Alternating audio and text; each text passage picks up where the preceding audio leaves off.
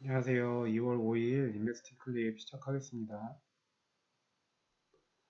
먼저 장단기 금리차 저번에서부터 계속 이어서 보고 있는데요. 계속 장단기 금리차 좁혀들고 있어요.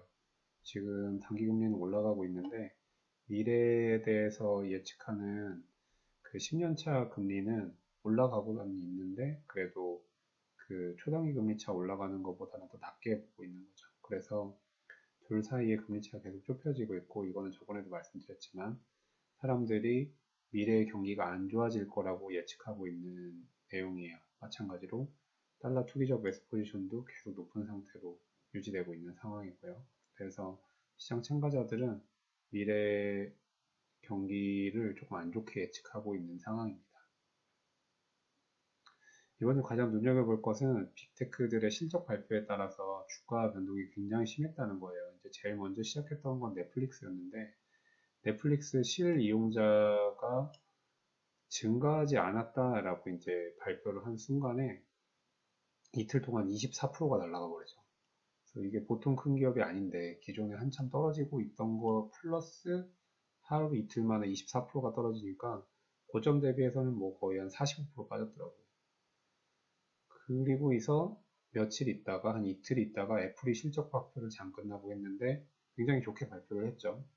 앞으로도 좋을 거라고 얘기를 하고 그러자마자 10%가 갑자기 이틀 만에 급등을 했고요. 구글 역시 그 다음 날에 실적 발표를 했는데 실적 발표도 좋았을 뿐만 아니라 이제 300만 원에 달하는 그 한 주당 가격을 이제 액면 분할을 해서 한 13만 원 정도로 한 주당 가격을 낮춰서 분할을 한다고 발표를 했어요. 기업 가치는 변한 게 없지만 이게 액면 분할을 하면 아무래도 여러 투자자들이 손쉽게 구입이 가능해지기 때문에 매수세가 몰릴 거다라고 역사적으로도 많이 그래들 왔고요. 테슬라 때도 그랬고 그 소식 나오자마자 바로 이틀 만에 9%가 오르는 기업을 보였고요. 이게 말이 10% 9%지 이런 전 세계 1, 2, 3위하는 애들이 10%씩 왔다 갔다 하면 삼성전자 두 개가 막 생겼다 없어졌다 하는 거거든요. 지금 보시면 이 다음 좀 심각했던 게 이제 페북이었는데 페북 같은 경우에는 좀 충격적이었던 게 실제 사용자 수가 감소를 했어요. 여지껏 한 번도 감소한 적이 없었는데 물론 막 실제 사용자 수가 몇십억 대예요. 그러다 보니까는 이미 쓸 사람은 다 쓸 만큼 썼다라고 볼 수도 있겠지만은 점점 나이든 SNS 플랫폼이다라는 평가가 많아지면서 이용객 수가 빠져들고 있고 그래서 대체적으로 이제 주커버그가 대체안으로 내놓은 게 메타버스 쪽으로 기능을 업그레이드 하겠다는 건데 정작 메타버스로 뭘 하겠다라는 걸 명확히 이번에도 얘기를 못했어요. 그러다 보니까 실망 매물이 급격히 나와서 마이너스 27%.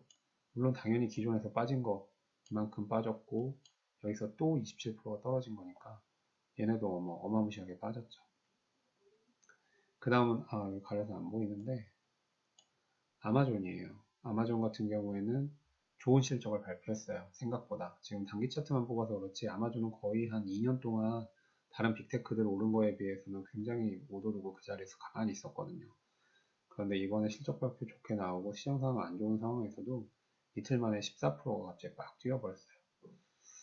일단은 크게 한 두 가지를 볼 수 있을 것 같아요. 첫 번째는 변동성이 큰 장세다라는 거예요. 이런 큰 정말 세계에서 1, 2, 3, 4, 5위 안에 드는 기업들이 빵이죠 말 그대로 빵 기업들이 이렇게 10% 이상 뭐 심한 거는 떨어지는 애들은 20%씩 떨어지는 거를 보면 지금 굉장히 변동성이 심한 장세인 건 맞는 것 같아요. 그러니까 변동성이 높으면 선수들이 노는 장이라는 거예요. 그러니까 초짜들은 함부로 들어갔다가는 좀 크게 당하는 장일 수 있고 두 번째로는 미국 주식이 참 좋은 점인 것 같아요. 실적 발표를 보고 그 실적 발표에 따라서 주가가 그걸 반영을 해요.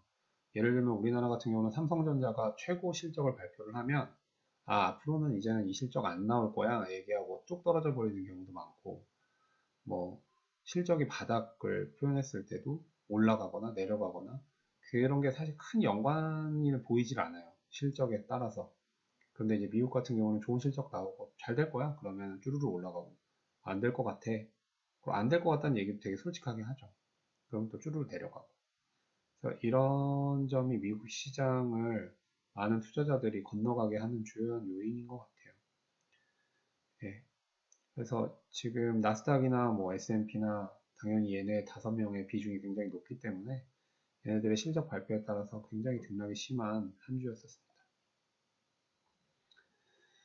예, 지금 시장 상황 좀 보면 먼저 가장 중요한 환율 같은 경우에는 약간 안정세로 살짝 내려왔어요, 다시. 왜 그랬냐면 이제 그 페북이 가장 컸죠. 페이스북이 엄청나게 떨어지면서 미국 시장이 하락하면서 미국 시장에 대해서 이익이 앞으로 그렇게 좋지 않을 거라는 예상이 있었고, 반면에 유럽은 별일 없이 그냥 실적 지금 시즌을 지나가고 있어서 유럽은 좋아질 거기 때문에, 좋아진다고 예상이 되기 때문에 파운드화가 조금 강세고 달러가 살짝 낮아져서 달러 인덱스 자체가 좀 내려왔어요. 우리나라가 좋아진 거라기보다는. 그러다 보니까 환율이 2,000원선 밑으로 다시 약간 안정세를 보였어요. 하지만 뭐 언제 어떻게 될지 모르죠. 크게 낮아진 건 아니에요. 이번 주 가장 중요한 거는 이 국채들이에요.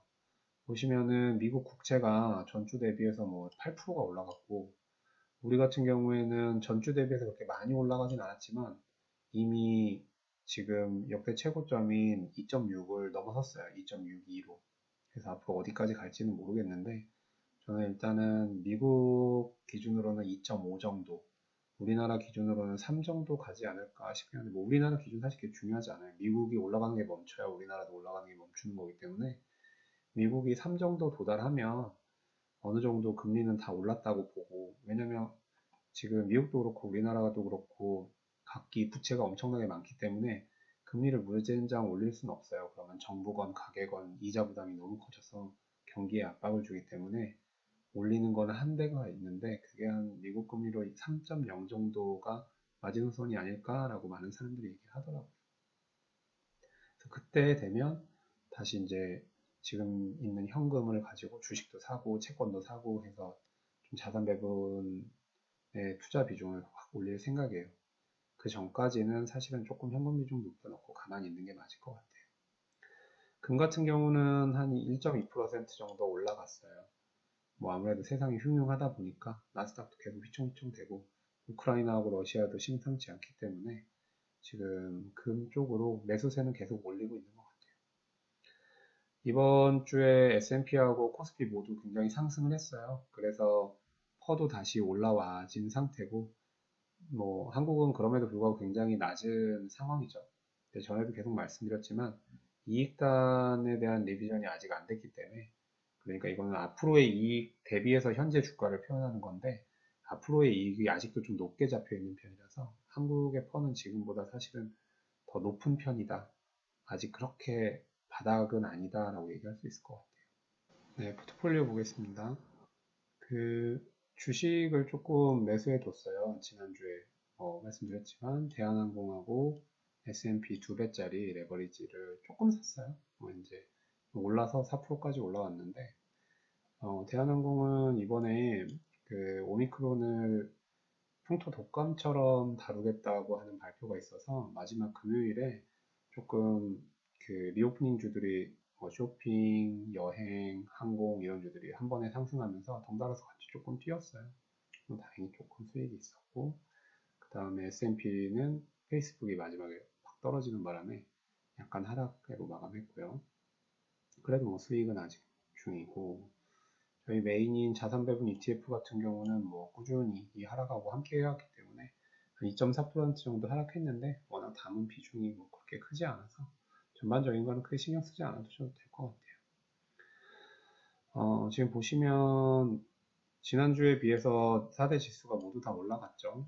S&P, 코스닥, 그 다음에 코스피, 나스닥 다 올라간 상태고, 아마 1월 말에, 그러니까 지난주가 저점을 하고, 지금 단기 너무 하락이 심했어가지고, 단기적으로 이제 반등이 조금 나오는 것 같아요. 지금 보시면 한 주, 두 주, 세 주, 네 주 동안 연속으로 하락을 했기 때문에 어느 정도 올라와 줘야 되는 상황이긴 한데, 그렇다고 해서 지금 앞으로 이 상승이 계속 유지될 거냐라고 생각하지는 않아요. 왜냐면 지금 뭐 해결된 게 하나도 없으니까요. 첫 번째로 물류가 뭐 해결이 된 것도 아니고, 뭐 코로나가 해결된 것도 아니고, 그 다음에 인플레이션을 잡아야 되는 상황이고, 이번에 유럽에서도 엄청나게 높게 나왔거든요. 물가 상승률이. 그래서 금리들은 뭐 사방에서 계속 올리고 있고, 아직도 한참 여력이 남아있는 상황이고, 지금 이런 여러 가지 요인들이 기업의 코스트를 계속 압박하고 있기 때문에 크게 아직은 뭐좀 해결될 기미는 보이지 않아요. 그런데 이제 이런 것들이 결국은 금리로서 표현이 될 것 같아요. 그래서 10년물 국채 금리 아까도 말씀드렸지만 이제 3.0 정도 가고 한두 달 정도 뭐 플랫하든지 밑으로 떨어지는 기미가 보인다. 그러면 이제 그때 가서 환율 보고 환율이 낮아져 있는 상황이면 미국 걸 좀 사고 환율이 높으면 우리나라 걸 좀 사고 그런 형태로 운영을 조금 해볼 생각입니다. 네, 이 시간 들어주셔서 감사하고 날씨 추운데 건강관리 잘 하시고 다음 주도 또 잘 보내시기 바랍니다.